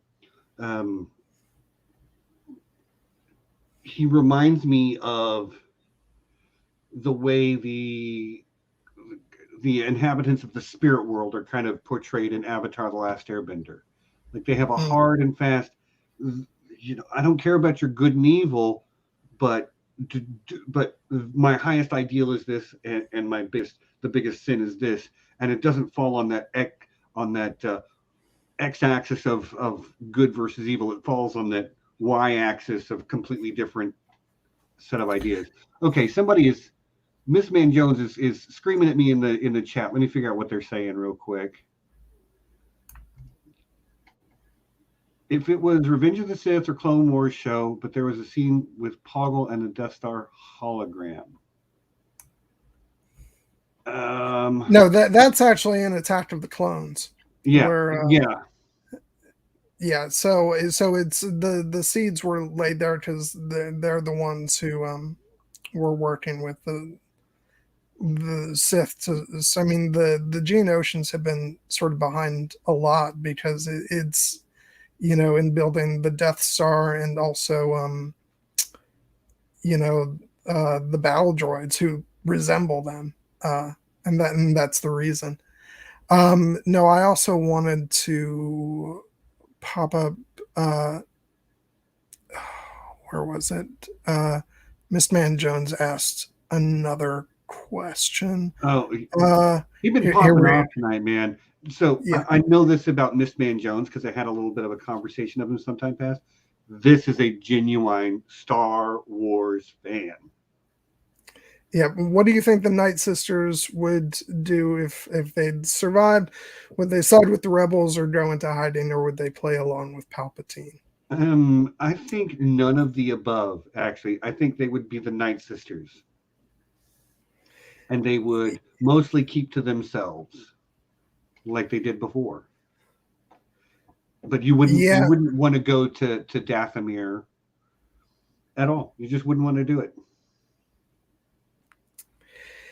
Yeah, I don't know, because like during the Clone Wars, like they were,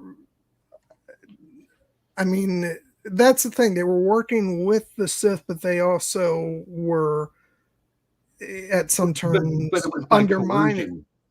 Yeah, undermining them and having their own agenda, and the fact that we find out in the Son of Dathomir graphic novel that that Palpatine basically took her son from her, and so a lot of the stuff that they were doing during the Clone Wars was a plot for vengeance, basically. Yeah, again, they were helping, but it was only through coercion. Yeah, I think they would have remained largely out of the way. I mean, don't go to Dathomir or they will mess you up. But other than that, I don't think they want anything to do with what's going on outside their own planet. Yeah, I think they would have had their own agenda, and if they would have appeared to be helping one side or the other, it would have not been genuine.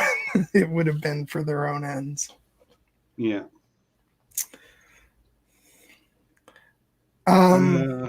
Yeah. No. Just I'm kind of like scrolling through the list of episodes now. Oh, we had one called Iron Squadron, which felt a little like standalone-y.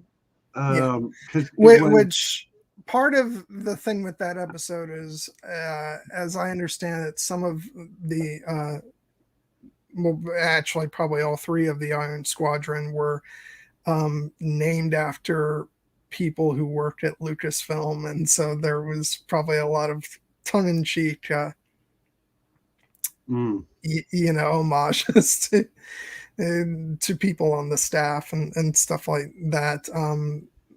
Yeah, that is pretty much a standalone episode, but I also think it's good at sort of developing Sabine and Ezra, and since they're over on the ship with these younger people and sort of showing their maturity in contrast to the Iron Squadron.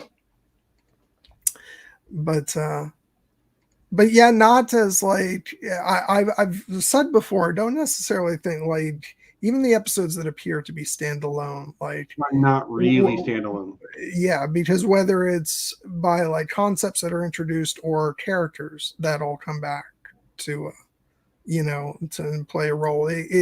Every episode of Rebels kind of does come back in some form or another to play because a vital role. Commander Sato's nephew is sort of the leader of Iron Squadron, and by the end of the season, we lose Commander Sato. It's nice to know that there is still that familial, the potential for that familial representation there. Yeah. yeah, God, just this it gave me everything I wanted. I can't say enough good things. Like, it gave me just the tiniest taste of like the nostalgia with the Twin Sons episode. Like, I got just the tiniest little taste, but it gave me such fantastic new flavors with Thrawn, with the Agent Callus turn, with the change in Sabine, with the change in Kanan, the change in Ezra, the closing of Maul's story in such an unexpected but brilliantly executed way, and watching the Rebel Alliance grow from kind of essentially little more than just the Ghost crew at the beginning of the season, or like I guess it would be like Ghost crew plus Commander Sato, all the way up through having Mon Mothma on side, having General Dodonna on side, and having all of those people show up. And yeah, they kind of got their butt kicked by Thrawn, but it's still bigger than it was before, quite a bit bigger. And they're going to be organizing and working together, and just it's so good. That's the thing I do want to make a note of, the fact that the season largely ends in defeat. And I think that was crucial, because if you're bringing in the character of Thrawn, you can't end this season with them having a victory over Thrawn. Right. Because that robs that character of so much of what makes him great. You can't, he outsmarted them, Yeah, they only get away with it because somebody else didn't follow the plan that Thrawn laid out. Yeah. One of his subordinates was like, I forget what his name was. And also because like there's a completely unstable element in Bendu that right. Thrawn could not possibly have foreseen. Right. A godlike creature, creating this massive storm. And but also the thing is, like, the escape is not, like, the objective was to stop the rebels attack on Lothal, on the facilities, and like he completely stopped that in its tracks. Like that's the finale starts off, and like that plan is ruined. So the rest of the finale is just about salvaging, what they can and escaping, and not everybody escapes. Right. Some people pay with their lives. But I do love the way it ends with that confrontation between Bendu and Thrawn, where Bendu is like, "You cannot see," and he says, "Well, what do you see?" And I don't know it exactly, but he says, "I see your defeat." Like, so many arms wrapped around you in cold embrace, and it's a very foreboding notion. And then Thrawn goes to fire, and Bendu just disappears. And so that's got to leave an impact on Thrawn, because he has no idea what he's just encountered. But he nonetheless, some, like, I don't know what he's encountered, Bendu, but what is Bendu? The one in the middle. What does that mean? I mean, I kind of get it, but like, what is he? He's Bendu. I mean, Bendu is kind of the Tom Bombadil of Star Wars. You know what? That is an excellent representation. Yeah. Or analogy. That's the word I'm looking for. And also we get an important note, which I did not remember from my initial viewing, and I'm glad that it was in there just because of what may or may not develop next season. But the Legacy of Mandalore episode, which is the one where Sabine decides to stay on Mandalore, and Fen Rao comes up to her and says, "You've proven, yourself worthy of leading your people." And she's like, "No, this was about my family." And she doesn't believe that she's the one to lead Mandalore, but she says, "But I'm going to find the one who will. Right. And I'll leave that where it is. Good. But yeah, so I'd be interested as we wrap up. What are you excited for next season? Because actually, it was funny. I really had to hold my tongue last on our discussion for season 2, because you had some hopes for season 3, which I knew weren't necessarily going to be fulfilled. Ideas of, certain characters that you wanted to continue on and ideas. And I knew that the show was kind of going to be going off in a different direction. So, but now having wrapped up season 3, I'm curious to see what you think might lay ahead and what you're hoping for. Season 4, what am I hoping for? It's difficult to say. There's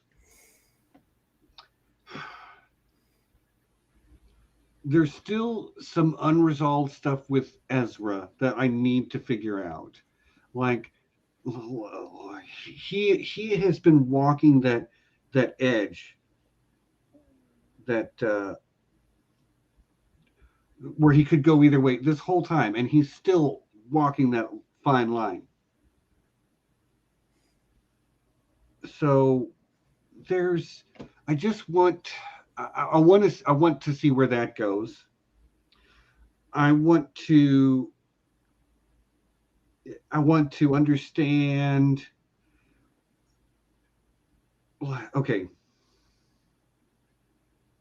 Okay, hold on. You have free speech. Free speech means that the government cannot limit what you want to say. This is my channel, and I can limit what anyone has to say.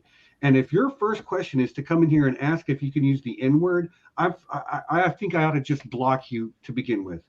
If you can't understand why that's a problem, I don't want you here. If you're trolling me, whatever. I don't think it's that funny. But if you're serious, you need to go look up what free speech means. Other than that, I got nothing to say to you. Sorry, y'all. But all right. Can one of, is there a we don't have a all right, hold on. You want to just block him? Yeah, I got it. Okay. I'm sorry. Ain't nobody got time for that shit. Yeah. Where was I? I don't remember.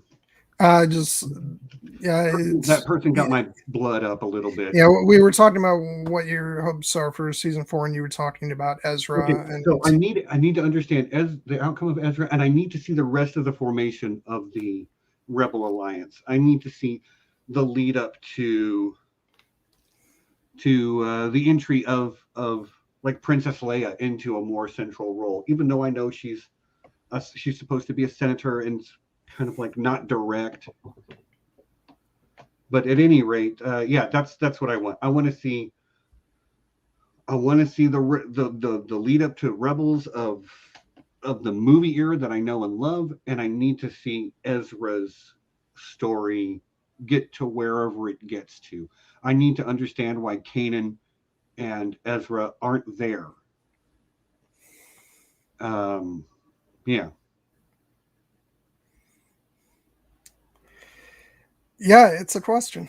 It is a question, and obviously there's still there are still some other unanswered things, like give me more Callus. I would like to see Ahsoka again before the end. Like, God, give me Vader again too. That would be cool. So yeah. Anyway, what are you looking forward to in season 4? Non-spoilery. Seeing your reaction, because you'll get some of that, but you might not get all of it. So right.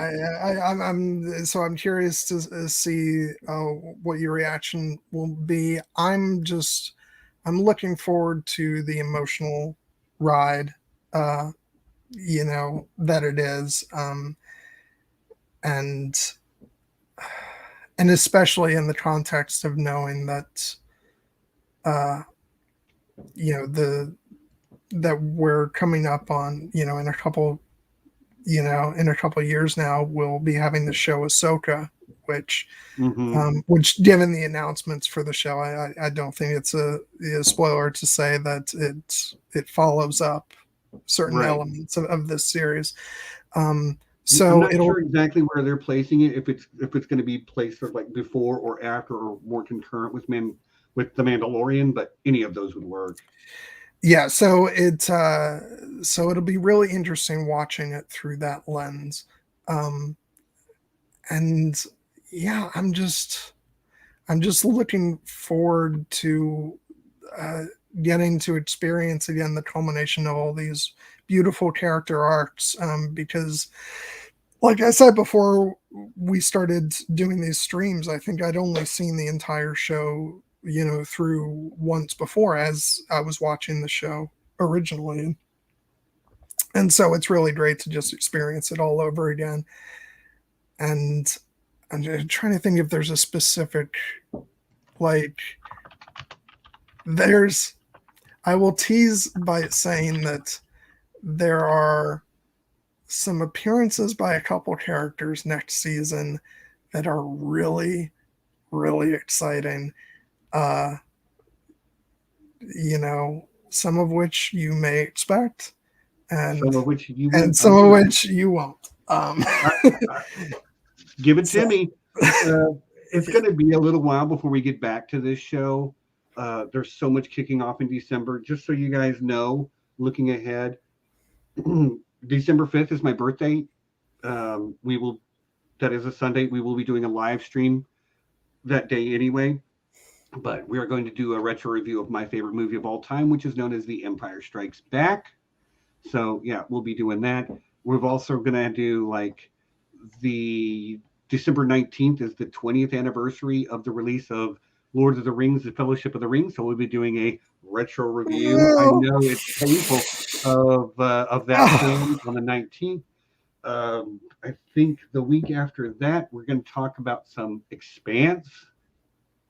I think which by the way, I'm going to go ahead and say, just so you guys aren't left-handed, like I legitimately had something planned for yesterday, because it was the 20th anniversary of the release of the soundtrack for the Fellowship of the Ring, and I tried two things. I was actually either going to have Aaron on to talk about it, or I was going to try and get Cliff Broadway from the OneRing.net to come on and talk to me about the original soundtrack album. Aaron's away.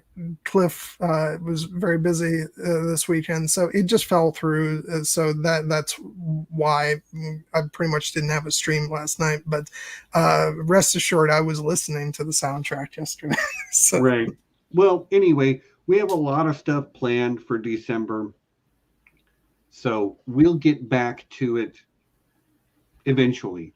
Like, I really do want to get to season 4 of this show, but it's probably going to be mid to late January. I really, because like the first 2 weeks of like after next week, which we don't know what we're doing still, maybe what we do in the shadows, we're booked through mid-January. Because like the first weekend we're talking Witcher, the second weekend will be I Know These Nerds live from HereBeCon, and the next weekend will be everybody's going home from HereBeCon and we're taking that week off. So it's going to be like January 20 something before I don't have a schedule. Whatever it is, I really want to try and, like, obviously we were meant to originally do the stream on a week where we had Nessie, but I really want to try and do season 4 when we have I would love to join us. And but then once we get through season 4 of Rebels, we'll then be able to move on and do season 1 of the Bad Batch. So we'll be all set for when season 2 airs next year. The Book of Boba Fett doesn't premiere till like the 29th of December. So we're going to be covering we're going to let a few episodes stack up. So maybe that'll be the week after HereBeCon. We'll do some Book of Boba Fett. Which I cannot wait. I just want to just pushing season 4 of Rebels back further and further, but it is what it is. Which is killing me because it's like I feel so primed and ready to launch into a discussion of season 4 being just because of how season 3 ended. Which by the way, I do want to mention season 4 only has like 15 episodes, so it will be shorter than the last 2 seasons. Right. Yeah, that was a rude awakening for season 2. When I thought it was going to be the same length as season 1, I'm like, oh no, it's 50% longer. Yes, Phil, this is still live, but we're literally like, we're about to hit the end right now. But thanks for popping in. Hey, hit that like button. I'd appreciate it. And can we just appreciate how much Star Wars stuff we're gonna have next year? And it's all Disney Plus shows, but that's fun by me. But they've been great. The Disney Plus stuff has been great. Yeah, I'm looking forward to getting through the end of Rebels so I can start Bad Batch. Mm-hmm. Yeah, so that you guys can watch the second season live next year. Yep. Anyway, come back next week. We're going to be either talking Wheel of Time or What We Do in the Shadows. I know the chat loves Wheel of Time, but I think John and Nessie might prefer What We Do in the Shadows. We'll talk with Nessie and see what's going on there. But y'all, thanks for hanging out with us. John, is there anything else you need to say about Star Wars or anything else? No, I'll just say tune in next Saturday at 7 p.m. on John Webster Film for Beauty and the Beast. I'll be talking about it with Kate. The animated Beauty and the Beast. Yeah. Which I would sarcastically say it's the only one seen, but I actually, to be honest, I rather enjoyed the live action version of Beauty and the Beast. I think it's the only remake of the Disney animated films that I've actually seen. So I actually liked it, but still it doesn't hold a candle to the original animated. Yeah, I'm seeing some love for What We Do in the Shadows. Phil, John has seen it, Nessie's seen it. I've seen 2 episodes. I loved it. I loved what I've seen so far.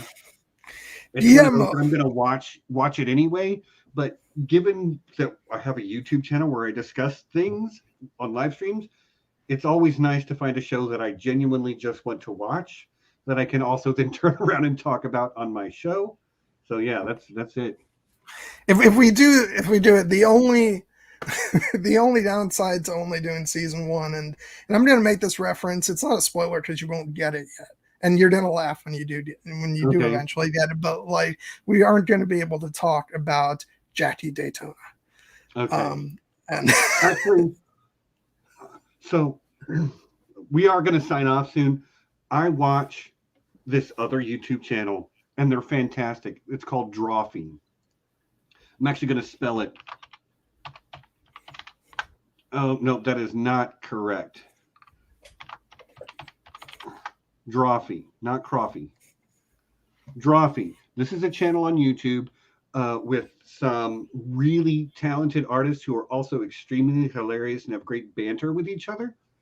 And in a recent episode, their sort of challenge for that episode was they were just going to draw fan art of one of their favorite shows, and somebody drew a fan art of Jackie Daytona from Tucson, Arizona. And he had the weird hat on, and it's I know it's is it Laszlo? So I kind of ever so slightly spoiled, but Okay. So at least we have heard it, But yeah, so maybe what we do in the shadows is where we'll lean, because it's also, I think also maybe we'll wait for Wheel of Time to finish before we think about trying to find a spot in the schedule for it. But yeah, by the way, Drawfee, check it out. Fantastic channel. Very funny with some great artists. Yeah, okay. Is there anything else we need to talk about? No, just kind of once again say that, especially after this season, I absolutely love and adore Sabine Wren, and Thrawn is freaking awesome. So yeah, I'll close out on that note. All right. Cool. All right, y'all, come back next week. We'll talk about something then. We love you guys. We'll see you next time. John, you did a great job this week. Chatters, you're fantastic as always.